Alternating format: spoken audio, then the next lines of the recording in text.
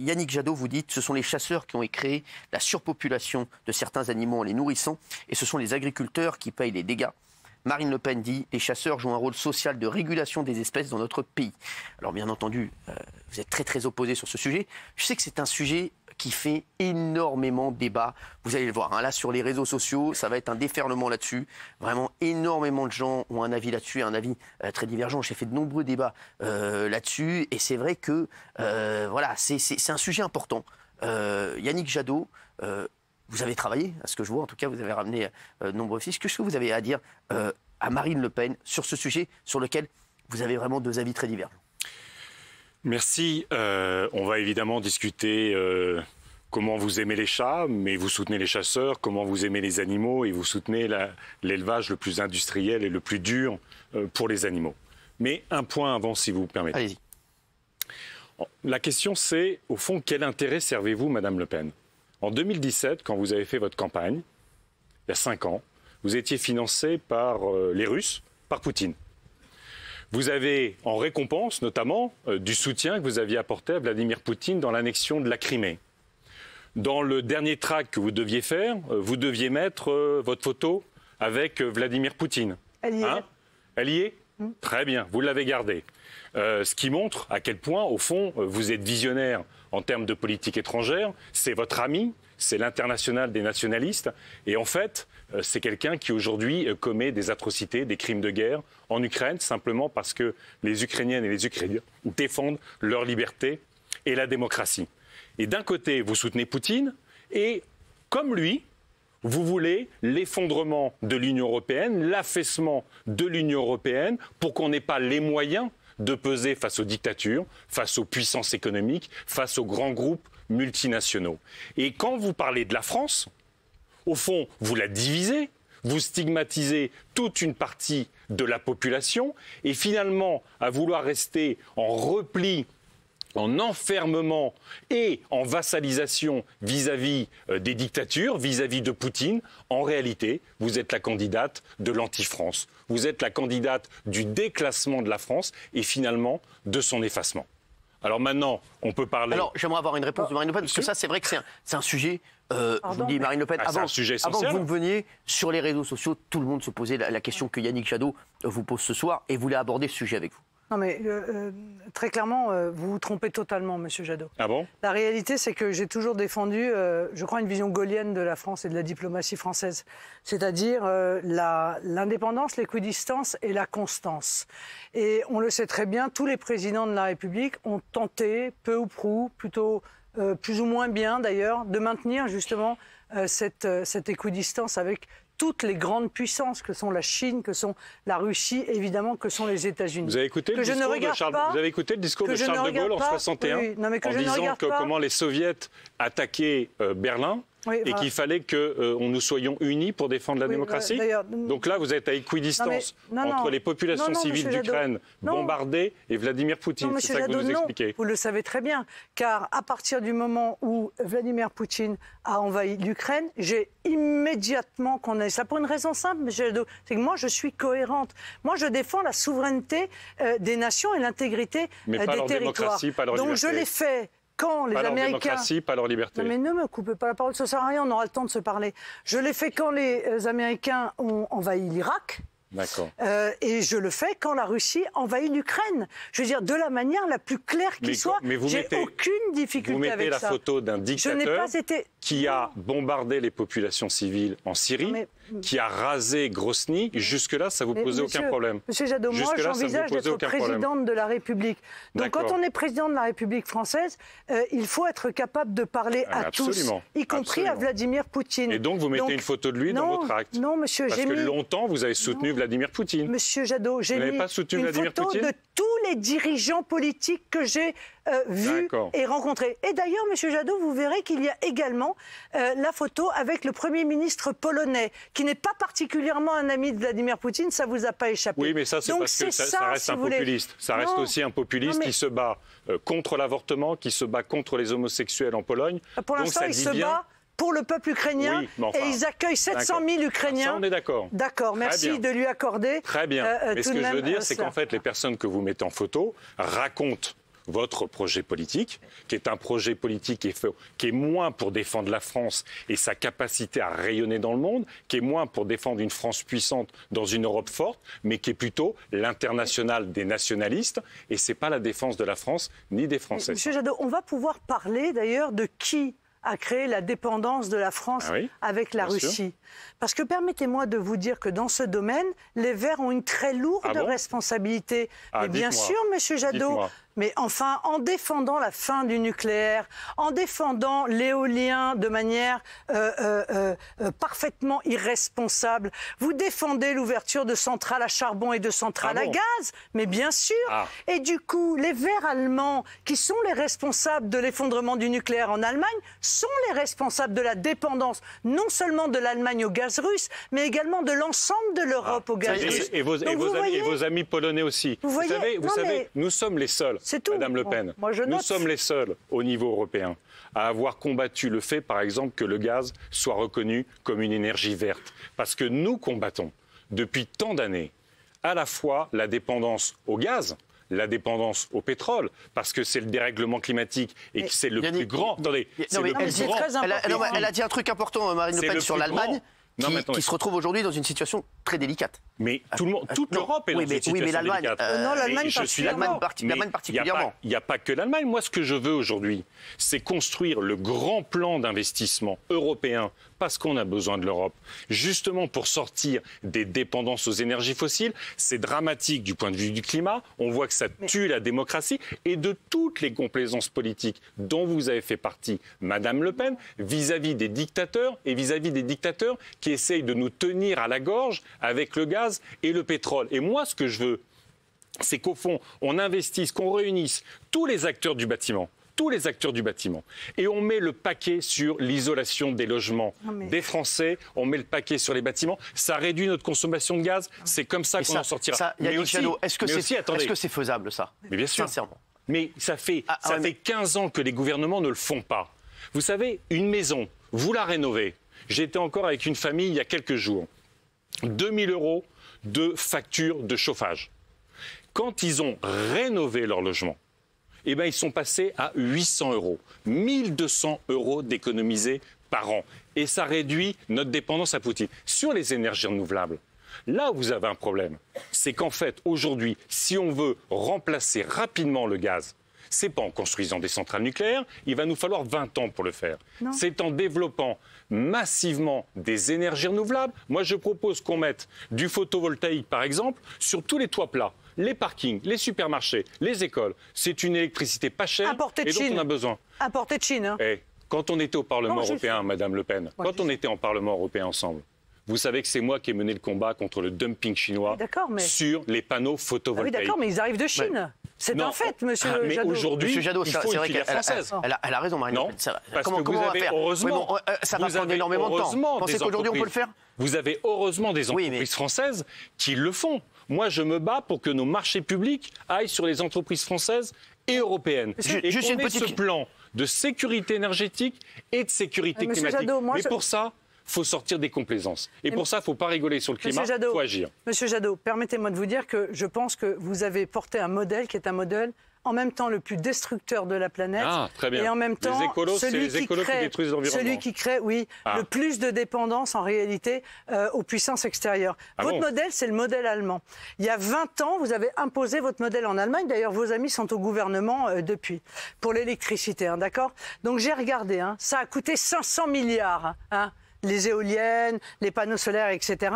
Et en l'occurrence, ça pollue 6 fois plus que la France, c'est-à-dire 700% fois plus que la France, et en plus, c'est 70% plus cher pour les entreprises et pour les particuliers. Madame Le Pen, donc, pour moi, c'est un échec total. C'est un échec en matière de pouvoir d'achat, c'est un échec en matière, évidemment, environnementale, puisque ça pollue, encore une fois, 6 fois plus qu'en France. Et Madame Le Pen, en plus, on se retrouve aujourd'hui... aujourd'hui... c'est un sujet intéressant, là, ce qu'on dit. C'est très important.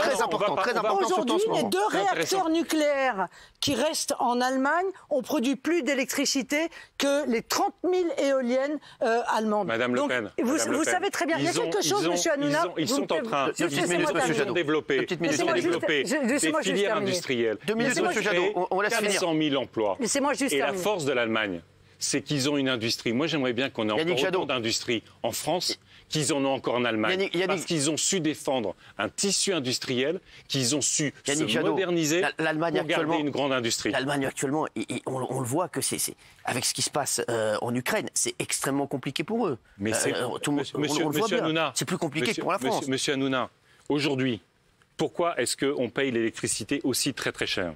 C'est parce qu'on a 13 réacteurs nucléaires en France qui sont à l'arrêt, qui sont en maintenance. Parce que nos réacteurs vieillissent, ils sont en maintenance, ils ont des défauts, ils vieillissent. La seule question, c'est la question qu'on doit se poser pour la France, Madame Le Pen.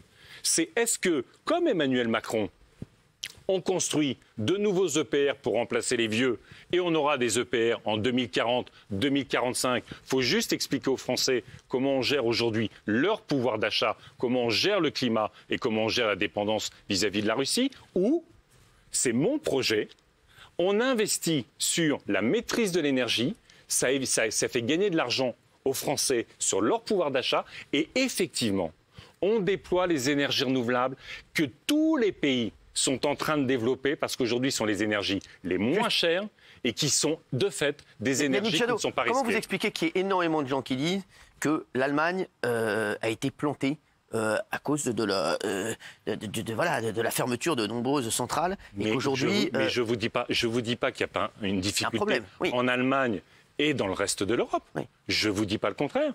La transition énergétique allemande, ça a été de réduire le nucléaire, de réduire le charbon, d'augmenter les énergies renouvelables et ils ont maintenu leur dépendance au gaz. C'est vrai, mais la force de l'Allemagne aujourd'hui, c'est qu'elle décide d'en sortir. Et moi, je veux un pays qui soit capable... Vous savez, quand on a fait le nucléaire en France, dans les années 70, on a été capable de faire l'une des plus grandes politiques industrielles de notre histoire, qui a montré que quand on a la volonté, on peut. On a construit en 20 ans 58 réacteurs. On a mis beaucoup d'argent public. On a formé les meilleurs ingénieurs, les meilleurs techniciens, les meilleurs ouvriers au monde. Sauf qu'aujourd'hui, notre parc, il est vieillissant. Est-ce que vous continuez à investir dans des EPR qui coûtent 20 milliards ? Il n'est pas fini, 10 ans de retard, 20 milliards. C'est ça votre projet moderne industriel ? Eh bien moi, je préfère faire comme le reste du monde, investir dans des énergies renouvelables. C'est pas risqué, c'est pas cher et ça crée de l'emploi sur nos territoires. Marine Le Pen. Alors tout ça est totalement faux.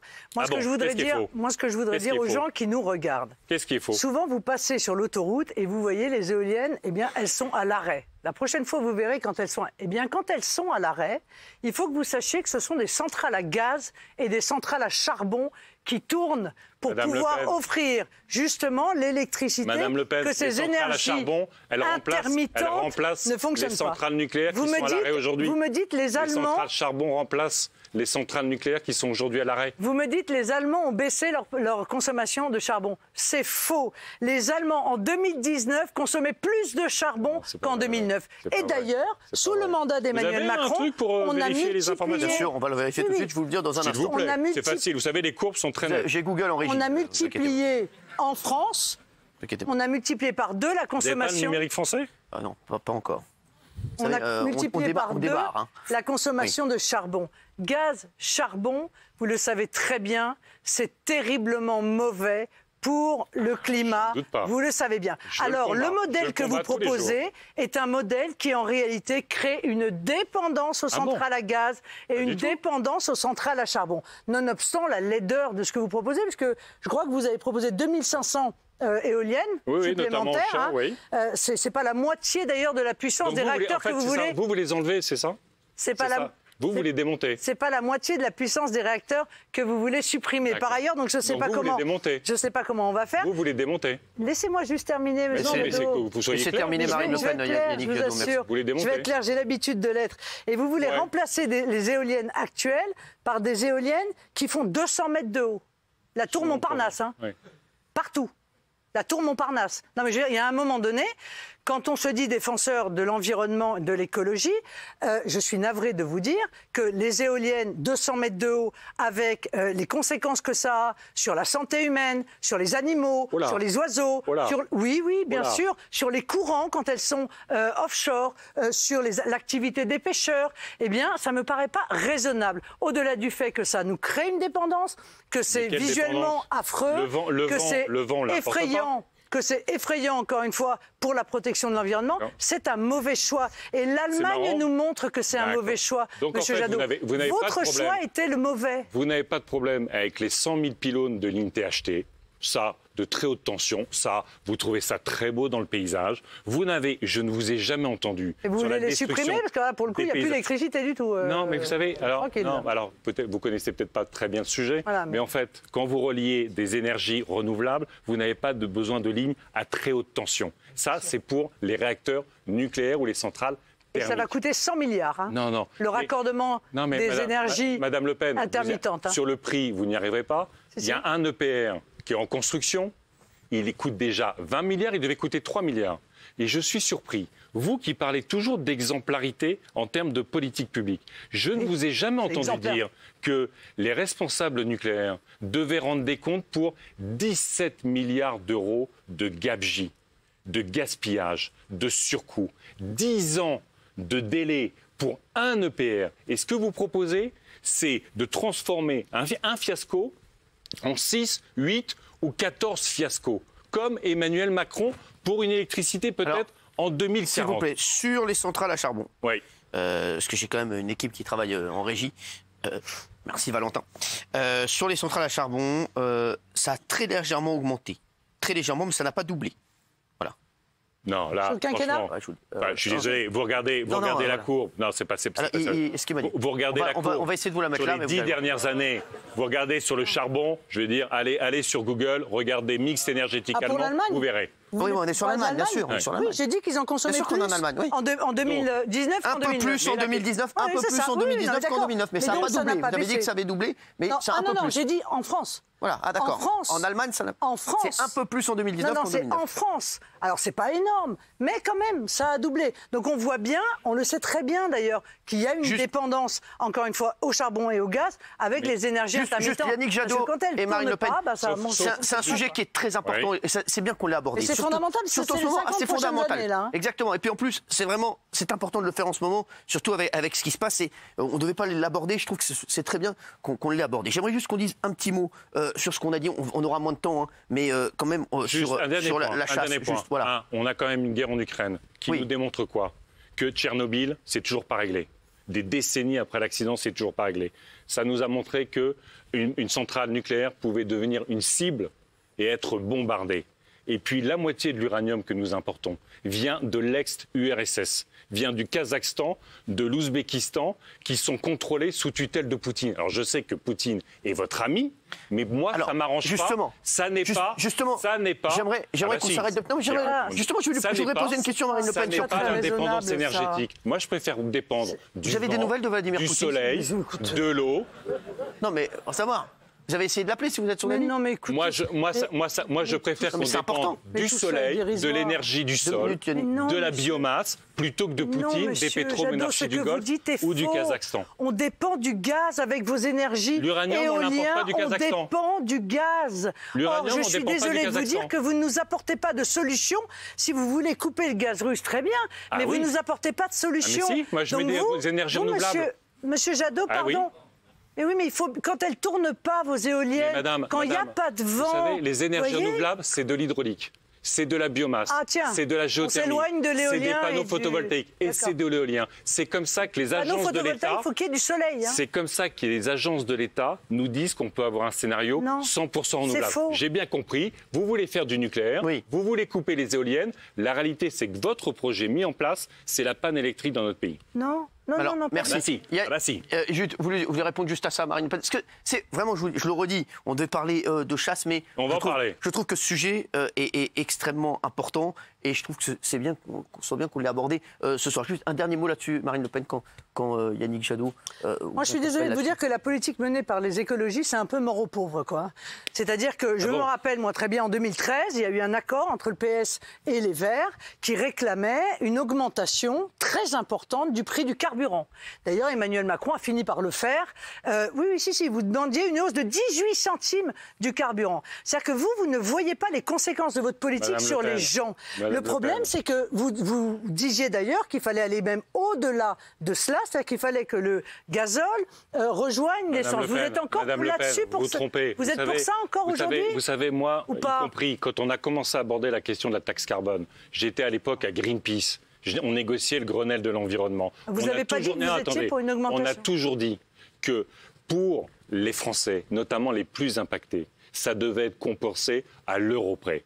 Et ne me faites pas le coup de la réalité des gens. Vous savez, moi, je viens de Picardie. Moi, je viens d'un village. Je ne suis pas né à Saint-Cloud, dans un château. Moi non et plus. l'héritage que j'ai de mes parents, c'est pas une entreprise familiale, ce sont des valeurs, ce sont les valeurs de la République. Donc, m'expliquez pas comment, en Picardie, on vit, y compris dans la nécessité d'avoir une voiture. Oui, mais... J'en suis parfaitement conscient. D'accord, mais en 2000... si vous n'entendez pas que l'objectif des politiques publiques aujourd'hui, ça doit être de réduire les dépenses de chauffage et d'électricité des Français en les protégeant. Il y a 12 millions de Français qui, cet hiver, n'arrivent pas à se chauffer et qui auront sûrement très chaud cet été.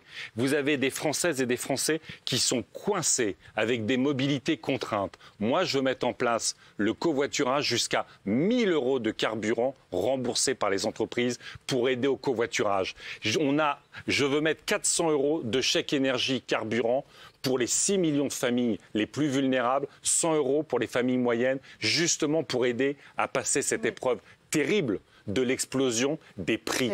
Mais c'est l'inaction climatique. Non mais monsieur Jadot, pardon, mais moi en 2018, vous avez dit je suis favorable à une augmentation de la fiscalité sur le carburant, sinon je ne serai pas écologiste. C'est ce que vous avez dit. Aujourd'hui, il y a une augmentation du carburant.